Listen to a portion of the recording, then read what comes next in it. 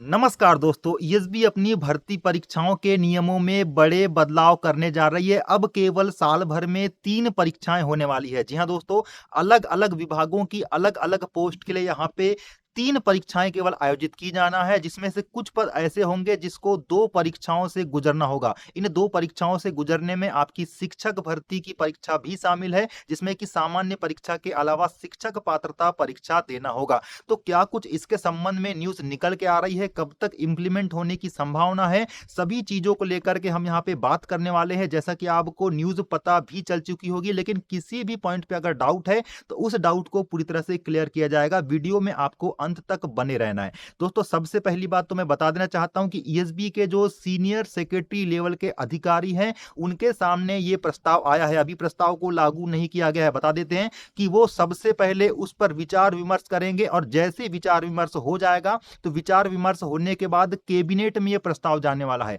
और अगर कैबिनेट में ये प्रस्ताव जाता है और हरी झंडी मिल जाती है, तो उसके बाद इसको पूरी तरह से इम्प्लीमेंट कर दिया जाएगा। अब किस प्रकार का इम्प्लीमेंटेशन है, उसको लेकर के हम यहाँ पे बात करने वाले हैं। तो यहाँ पे प्रस्ताव में बात कही जा रही है कि आपकी केवल अब 3 परीक्षाएँ ली जाने वाली है, जिसमें कि सबसे पहली सामान्य परीक्षा होगी, दूसरी आपकी तकनीकी यानी कि टेक्निकल पोस्ट के लिए जितने भी वैकेंसीज आने वाली है, उसको लेकर के परीक्षाएँ होने वाली है और तीसरी बहुत ही महत्वपूर्ण है आपकी शिक्षक पात्रता परीक्षा। जी हाँ दोस्तों, सामान्य परीक्षा में भी आपके 4 भाग हैं, मतलब ये है कि आपके 4 अलग-अलग भागों के लिए आपका दक्षता का परीक्षण सामान्य परीक्षा के जरिए किया जाना है, जिसमें कि अलग-अलग पोस्ट के लिए यहाँ पे परीक्षा ली जाएगी।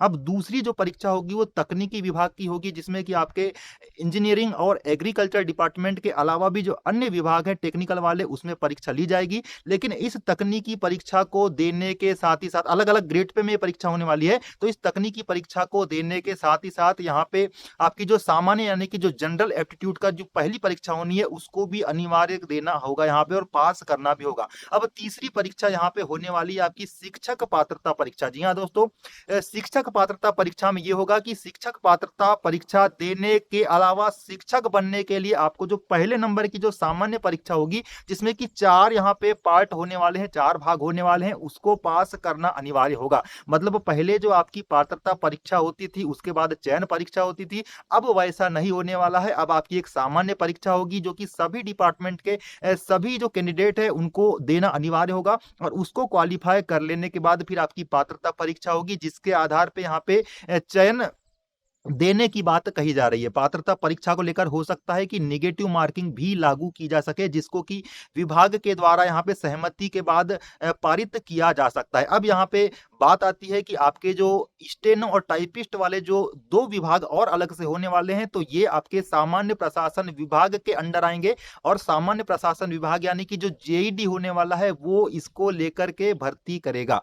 तो एक बड़ा इम्प्लीमेंट यहाँ पे आपके ईएसबी के द्वारा भर्ती परीक्षा के नियमों में किया जाना है, लेकिन यह तभी हो पाएगा जब आपके कैबिनेट में यह प्रस्ताव को हरी झंडी मिल जाए। तो इस साल के अंत तक हो सकता है कि इसको लेकर के आपकी खबरें आ जाएँ और हो सकता है कि इसको लागू भी किया जा सके। तो इसको लेकर के क्या आप अपनी राय रखते हैं?